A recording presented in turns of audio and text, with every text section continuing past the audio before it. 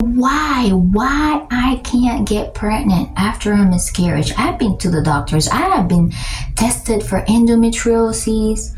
I just can't think of anything else. I used to have such healthy pregnancies or what have you. Let's talk about it. Welcome to Let's Just Tara. This is Melissa, Tara's mom. You're going to be able to find this video in my playlist, Baby, Pregnancy, and Maternity. Alright, let's talk about it. I want you to take a look at your past history. Did you ever get an abortion? Did you ever get an STD, such as chlamydia? Do you ever wear tampons and maybe wear them also for a little longer than supposed to? Now think about several things from your lifestyle and your past history. Have you ever experienced any of those? Please remember that this video is only for entertainment purposes only. This is not a medical source.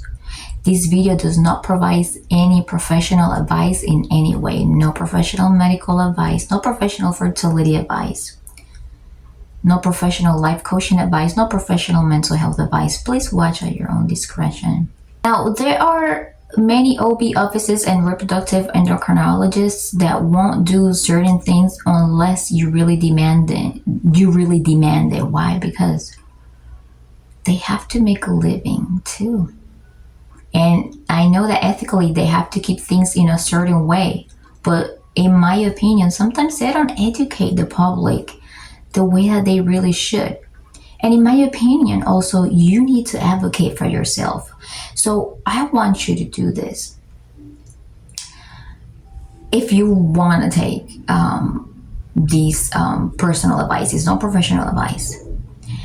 Ask your doctor, whether it's the OB or RE, to run a test for chronic endometritis. It's not endometriosis.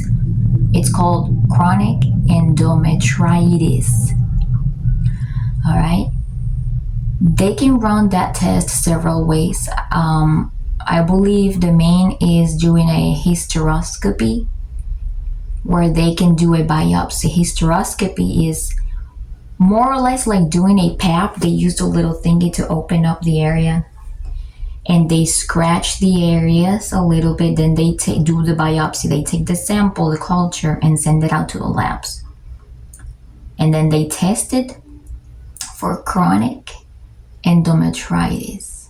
They also test for chronic endometritis automatically when you do an ERA after a mock cycle endometrial receptivity assessment.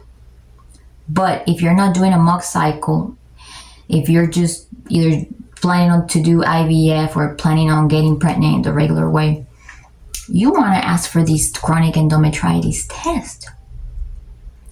Chronic endometritis is an infection of the lining of the uterus, may be caused by a bad hygiene or an infection started off by using either tampons, by getting chlamydia, by small little residues left from a miscarriage or an abortion. There are so many things because it's so common. But a lot of people don't realize that they have it because it doesn't have symptoms the majority of the time. But if left untreated for too long, then it can be really bad, in my opinion.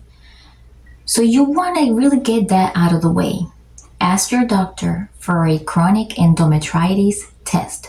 How do they treat it? Well, sometimes one round of antibiotics, let's say for example amoxicillin, I'm not sure how to pronounce it, amoxicillin, I don't know, for 2 weeks. Then they do another biopsy. Maybe you still have a little bit left, maybe it still says positive, but it's a long process because you have to wait for the results to come back, and they cannot put you on antibiotics more than 2 weeks at a time, I believe. So that's why it takes so long. Sometimes after the first 2 weeks, it comes off. Sometimes you have to do 2 rounds. Sometimes you have to do 3 rounds. Sometimes if that antibiotic doesn't work, they will prescribe you a stronger antibiotic. But first they have to go by levels. They can't just give you a really strong one right away because medically, professionally, they're not allowed to do that. Please remember that this video is only for entertainment purposes only. What you hear here may be alleged, my assumption, my opinion. Okay, so that's what you want to do. Because that may be actually what is preventing you. All right. If there are no other underlying thyroid or blood related or quality of sperm or egg related or any other things that may be preventing, this could be one of the things. So you might want to check that out. Now, a lot of people search on the internet, what are some natural remedies to get rid of chronic endometritis? There are no such natural remedies that will get you out of chronic endometritis, because chronic endometritis, it's very hard to remove.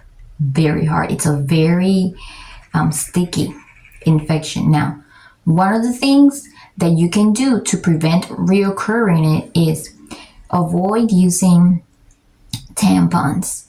Avoid being promiscuous. Use a lot of protection. Also, abstaining yourself from sleeping with anybody else, not having intimacy. But that is in the case that you're a surrogate, because I'm speaking for surrogates because I'm an experienced surrogate. Just anything to keep your body healthy, right? There are some other things that alleviate inflammation but does not cure. Like, for example, adding turmeric and ginger seasoning to your foods, adding garlic, consuming honey, any natural antioxidants, cinnamon. Those are things that help maintain and to foster good health. Probiotics for women, all that stuff. But there's no magic cure. You're really gonna need antibiotics to get rid of it. So you wanna get tested for it, okay? I wanna say thank you so much for watching this video. If you found it interesting, please hit the like, subscribe for more, and I will see you next time.